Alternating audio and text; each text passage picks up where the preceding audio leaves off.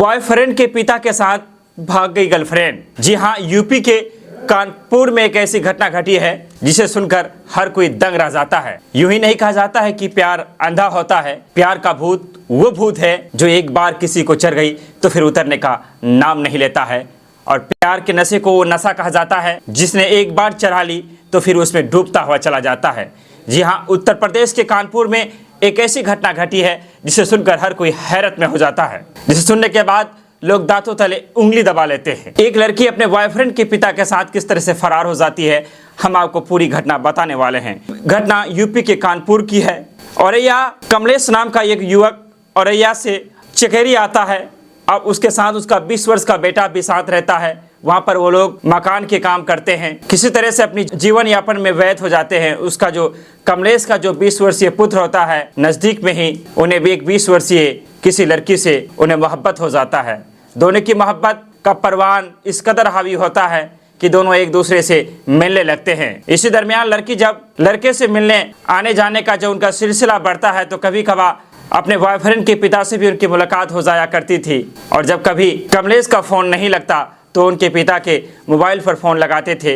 वक्त बीतता गया, समय की रफ्तार अपनी गति के साथ चलता रहा और लड़का इन सारी चीज़ों से अनजान रहा।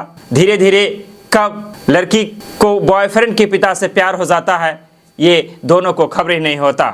और फिर दोनों एक दिन मौका पाकर रफू चक्कर हो जाते हैं। इधर लड़की के घर वाले परेशान हो जाते हैं और गुमशुदगी की रिपोर्ट थाने में दर्ज कराया जाता है। 22 मार्च 2022 को कमलेश अपनी पुत्र के गर्लफ्रेंड के साथ वो फरार हो जाता है। इधर प्रशासन को लड़की की तलाश रहती है। प्रशासन लगातार इधर उधर छापेमारी करने का काम करता है। फिर उसके बाद प्रशासन ने उन तमाम चीज़ें, लड़की से संबंधित तमाम जानकारियां एकत्रित करने में वो कामयाब हुआ तो उन्हें पता लगता है कि कानपुर के चकेरी में उन्हें किसी लड़के से उनका अफेयर था। फिर वो उस लड़के को ढूंढते हुए आता है। जब लड़के को ढूंढते हुए आता है तो वो लड़का कुछ भी बताने से मना कर देता है। लेकिन जब प्रशासन पूरी मुस्तैदी के साथ जब लड़के से पूछताछ जारी करता है तो फिर लड़का अपने बयान में कहता है कि जो हमारी गर्लफ्रेंड थी वो मेरे पिता के साथ फरार हो गई है। अभी वो लोग दिल्ली के किसी जगह में रहने का काम करता है। हालांकि लड़के को पूरी घटना की जानकारी उसी समय था जब लड़की उसके पिता के साथ फरार होने का काम करता है। लेकिन मारे शर्म से लड़के ने किसी को कुछ नहीं कहा और अपने आप को शांत कर दिया। प्रशासन लड़की को ढूंढते हुए दिल्ली तक जाने का काम करता है और दोनों को बरामद करके फिलहाल लड़की का मेडिकल कराया जा रहा है और कमलेश को गिरफ्तार कर उन्हें प्रशासन ने अपने हवाले कर लिया है। ऐसे में जब कमलेश और लड़की दोनों बालिग है तो दोनों के बयानों को कोर्ट में पेशी के बाद फिर कानून अपने तरीके से फैसला देगी। खैर, इसके लिए तो हमें इंतज़ार करना पड़ेगा। लेकिन कानपुर की ये घटना एक ऐसी घटना है जिसे सुनकर हर कोई हैरत में पड़ जाता है। कैसे कोई लड़की अपने बॉयफ्रेंड के पिता के साथ फरार हो सकती है और उन्हीं के साथ वो ज़िंदगी बिताने का सपने देख सकता है। शुरुआती बयान में लड़की ने कहा है कि मैं कमलेश के साथ खुश हूँ, अर्थात वो अपने बॉयफ्रेंड के पिता के साथ खुश है और उसी से वो शादी किया है, कोर्ट मैरिज की है। वो लोग बालिग है।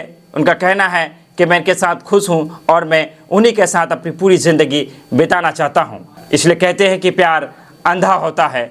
लेकिन प्यार इतना भी अंधा कैसे हो सकता है कि कोई बाप अपने बेटे की गर्लफ्रेंड को लेकर ही फरार हो जाए और उसी के साथ वो ज़िंदगी बिताने के सपने देखे। सपने ही नहीं देखे बल्कि उसे साकार भी कर लेता है। जो ही हम मॉडर्न होते जा रहे हैं इस तरह की घटनाएं समाज में सरेआम होते जा रहा है। इस घटना को लेकर आप क्या सोचते हैं? इस तरह की घटना हमारे समाज में क्यों हो रहा है? इस तरह की घटनाओं का असर हिंदुस्तान के माहौल पर क्या पड़ेगा? क्या कहना चाहेंगे आप? आपकी राय भी काफ़ी महत्वपूर्ण है। हम विदा लेना चाहेंगे आपसे गुजारिश करेंगे चैनल को सब्सक्राइब करें, बेल आइकन दबाएं। फेसबुक में अगर आप हमारे साथ जुड़े हैं तो पेज को लाइक करें, फॉलो करें, शेयर करें। धन्यवाद, शुक्रिया, आदाब।